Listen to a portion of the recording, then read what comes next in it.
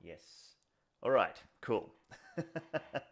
So, today's topic. You'll see this. I've just done a really fast sketch in the last couple of minutes because I had a few startup issues with streaming to show you what I'm going to be looking at, and that is setting up a paper background properly. Now, there's a ton of ways you can do this, and usually the way to do that is to either texture a plane or use a grease pencil shape and then just add the paper texture to it. But sometimes you might have multiple grease pencil objects. You might even have some 3D stuff with some line art renders and things like that. And you kind of want that paper background to be consistent. And this is where I think it's a really good idea to delve into the world settings. This is something that we don't normally look at. And so today I'm going to be looking through some of those settings to show you how to set up a really cool material like this. It's a lot easier than it looks. So I'll just control spacebar back into my all of Blender, and I'll make my world properties visible. And now I'm going to go down to this window here, control spacebar, to show you my node setup. And it looks a little complex. It's just a material node, but it's set up for world. And the way you access these is in your shader editor properties or shader editor window. You've got this drop down that has object, world, line style. You know, I've never really used, and I'm going to have to look into that but I think this ties more into freestyle for some reason.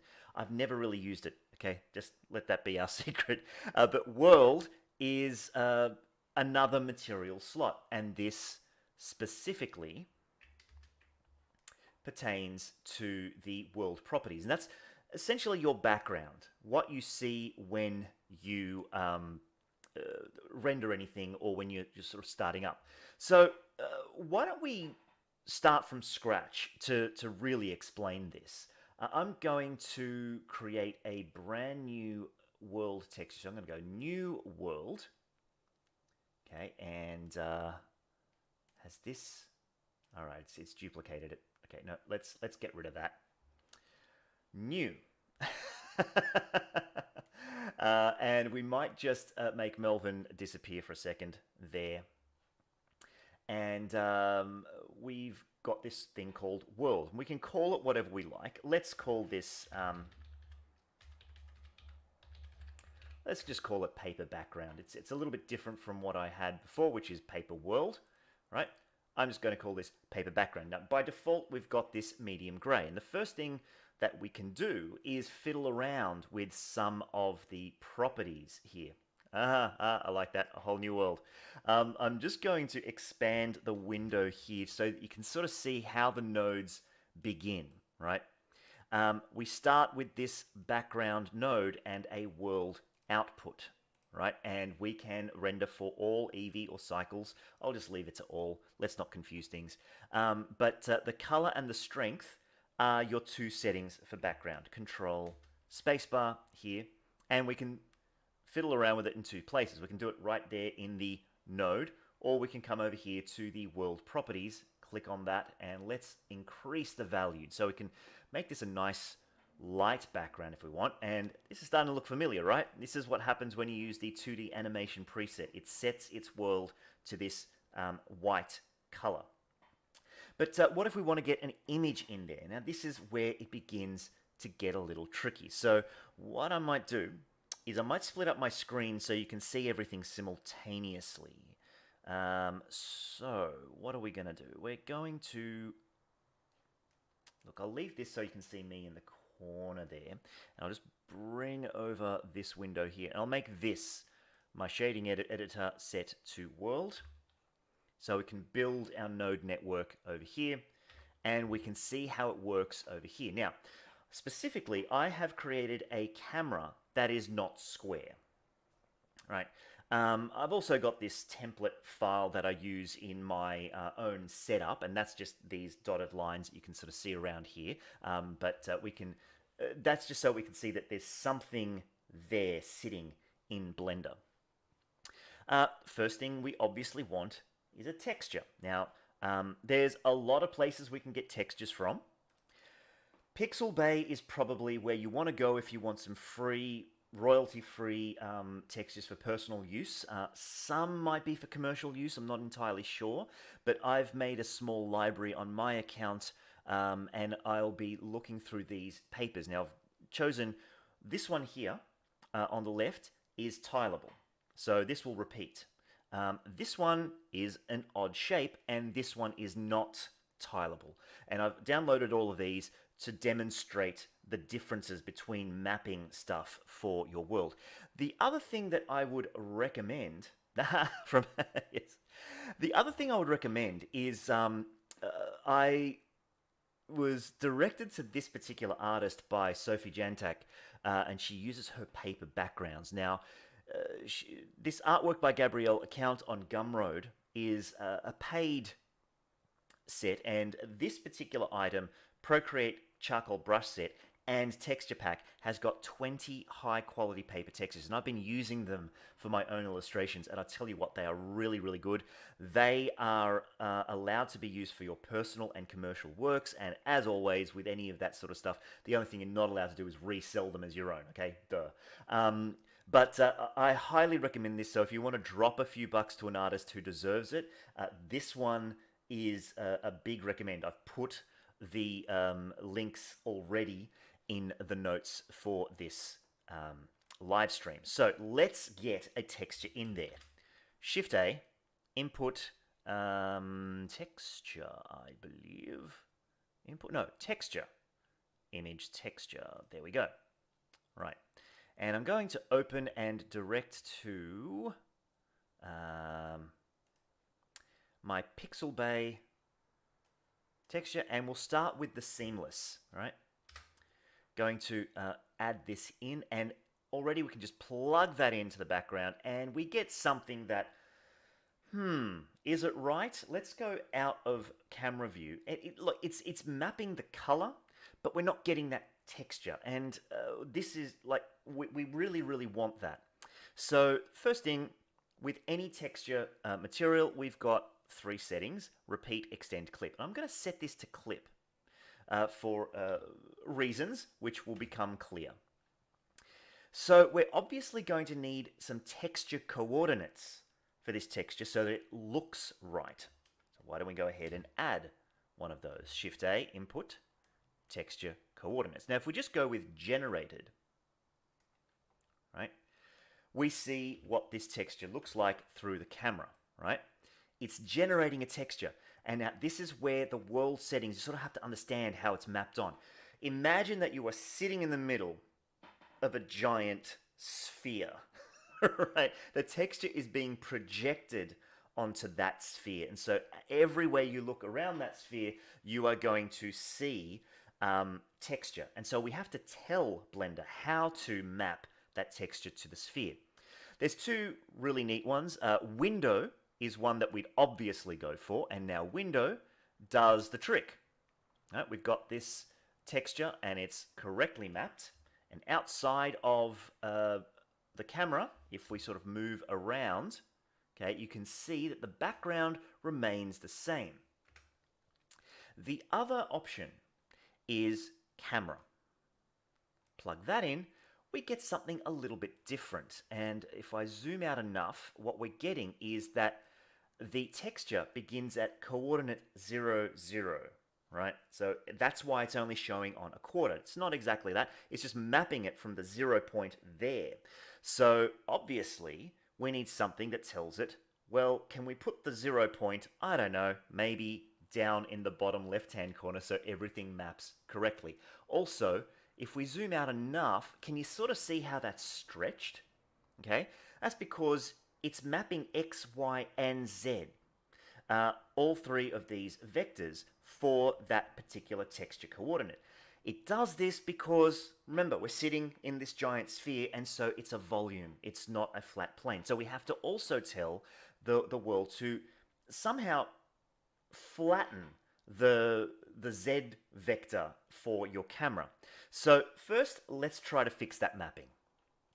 Okay, this is the preferred way I go, by the way. So with camera, window is good, but with it's good for square. But anytime you go outside of a square image, you're going to get distortion because the aspect ratio stretches depending on the aspect ratio of the window that you're looking at. This can be your camera. It can also be your front, side, or top view. Okay, and depending on how you stretch your screen or that particular window, that image is also going to stretch with it. And so we want something consistent. So that's why these next steps are so important for getting that right.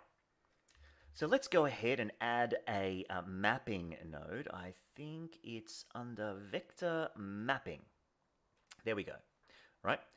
Nothing has changed yet, but the location, let's make this 50 in the Y and 50 in the X. All right. Now we're looking at the centered texture, but you can sort of see how this is distorting. Just going to check the stream here. It's all working. Stream health is excellent. Okay, good. Let's go back there. Okay, cool. All right. Let's not worry about that yet. And 50 centimeters, it's because of my world settings. You go with 50 because, I'm going to show you something here now. It basically corresponds in this particular mapping instance to 0.5, right? The difference in types is also important. Point is your default.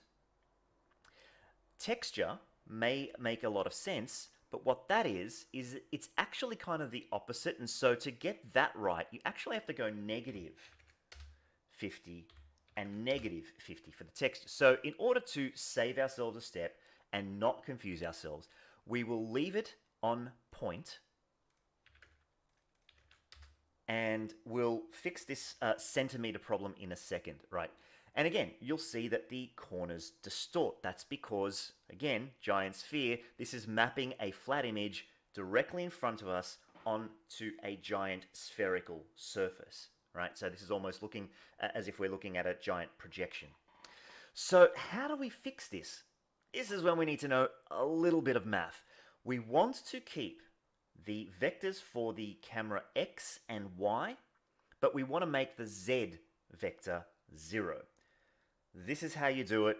I'm going to show you how. I can't explain every step of the way, but there are explanations with all sorts of fancy geometry.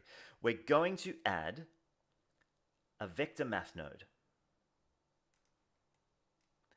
And we're going to add a separate X, Y, Z node. Yes, that's correct. All right.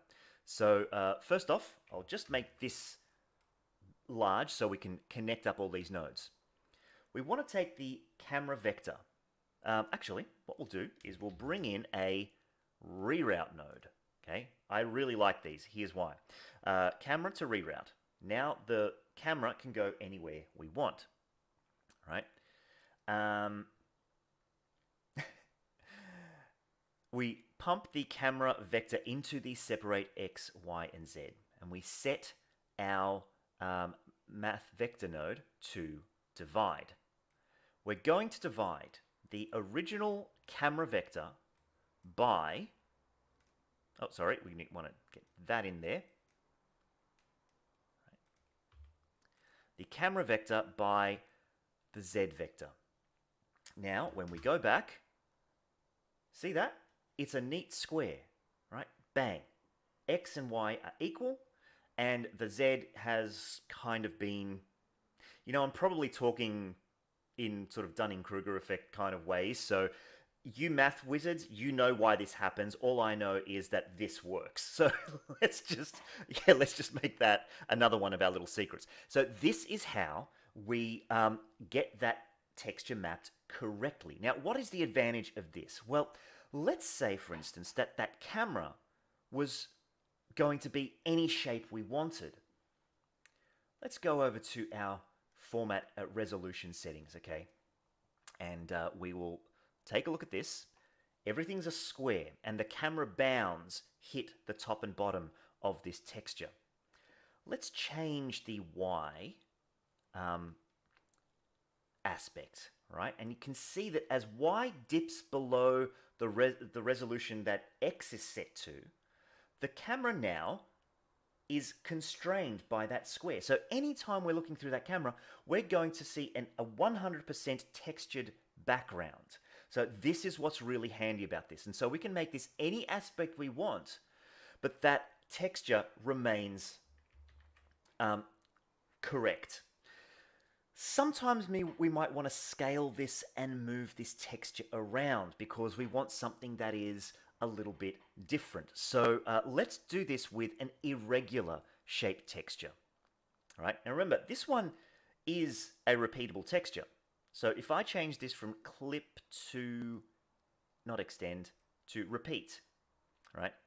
I can then take my scale. Let's see here. I can just sort of scale this up, and it will repeat the texture over and over again using those scales. And of course, if it's clipped, that scaling is not going to look correct because we're going to shrink that down. Yeah, but sometimes you might want to scale that up. So we'll get in a couple of controls now. Let me just go back to my other world texture so that I can remember what I am doing. What else have I got here? Yes, we just put in controls there, so that's not really that necessary. And then we're going to talk gradients. Okay, cool. Right. So yeah. So sometimes I like to use a value node to change location and rotation, everything like that. Because we divided the camera vector by the Z of the same camera vector, this means that if we rotate the Z, right, we can rotate that texture perfectly. And this is when we'll need to scale up to make that worth it. So I'm going to throw in a value input node, right?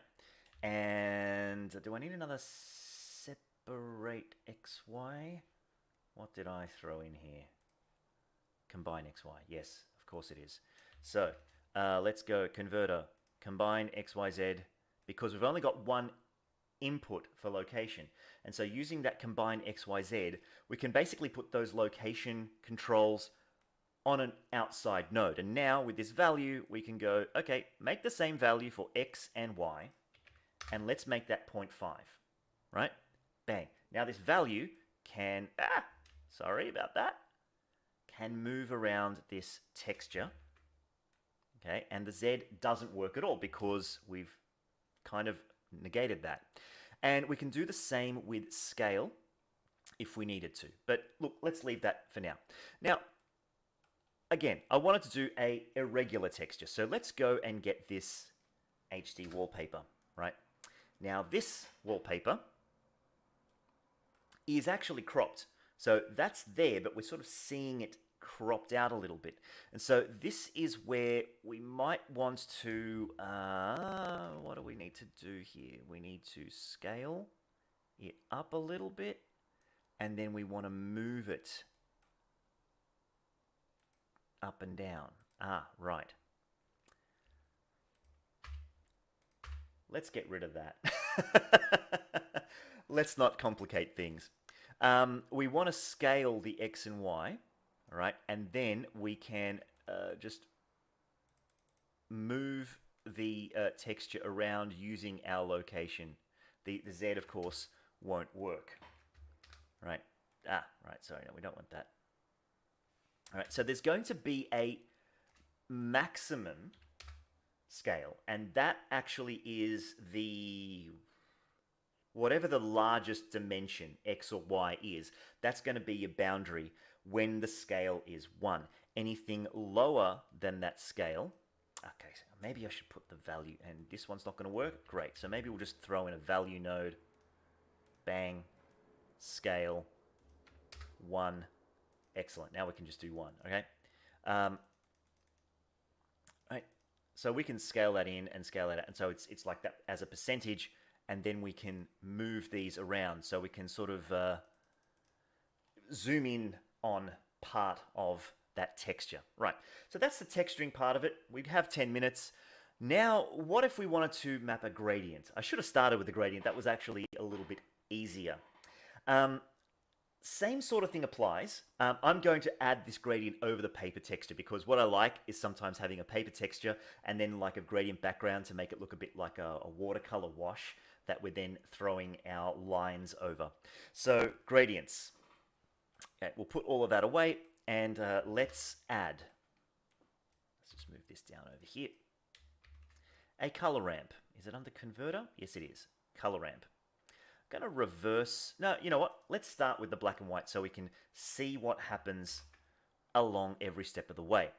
Again, we connect this color ramp to the background color and it doesn't look right. And even if we move those points, black and white, in and out, we're not exactly seeing where that is. And zooming out isn't going to help anyway because it's kind of default mapped, I think, to window.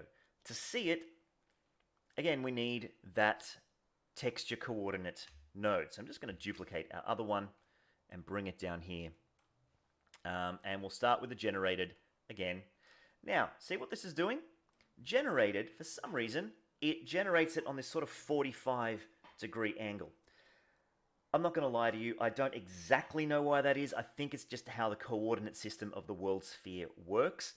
But we know that this is, it looks like a 45-degree angle, so if we put in a mapping node, let's just duplicate that. Let's just make sure that that location is zeroed out and our scale is zeroed out. Drop that in. Hello. Mapping node on generated has worked fine. Under camera or window, I think Windows is best for this. Oh, now you're making me a liar. Blender? What's going on? Let me take a look at my old color ramp mapping point. I did use window. Yes, I did.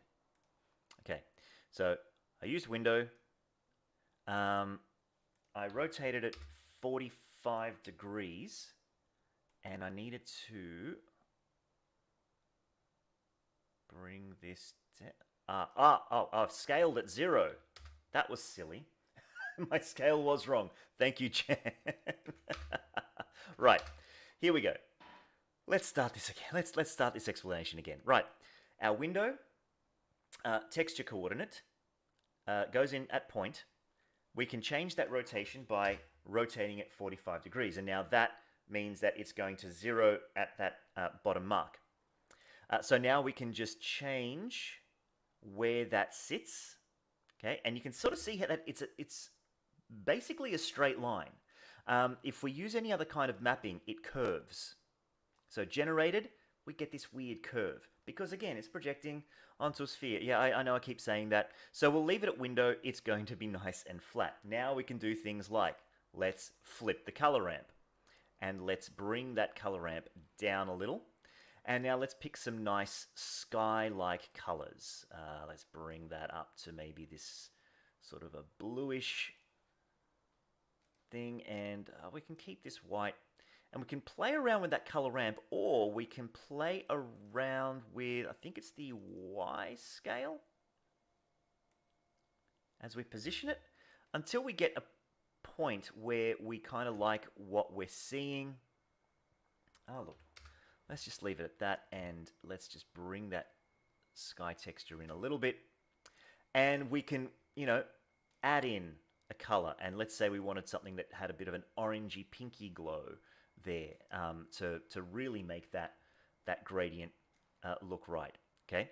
But that's all you really need for a gradient. All you need to do is make sure that it is a straight line, so you get that up and down gradient. Now, to finish up, what I'm going to do is I'm going to add that gradient to our paper texture, and we can do that simply with a color mix RGB node.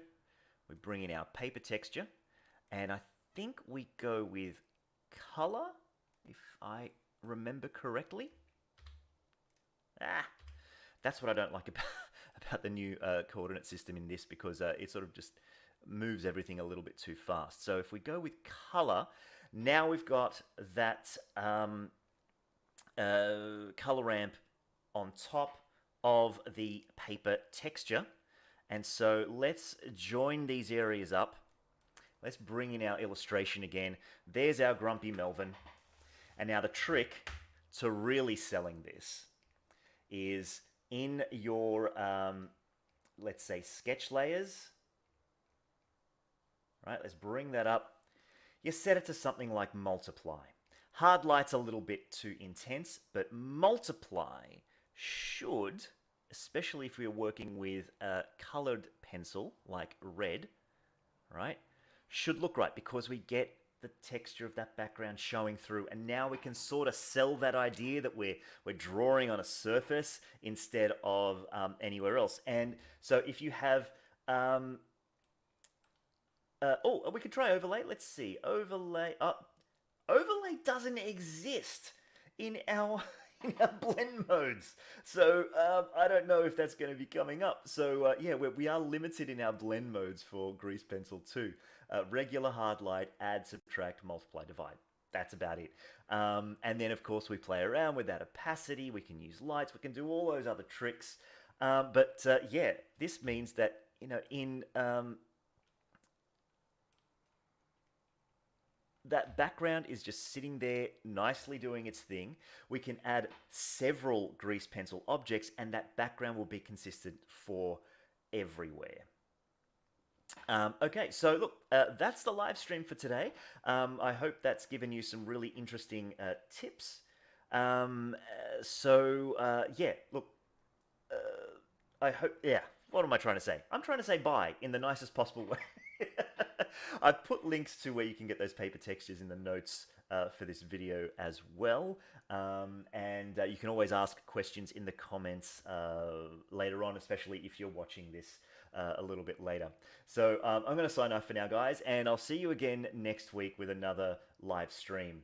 Now, how do I turn this off? Ah, there it is. End stream.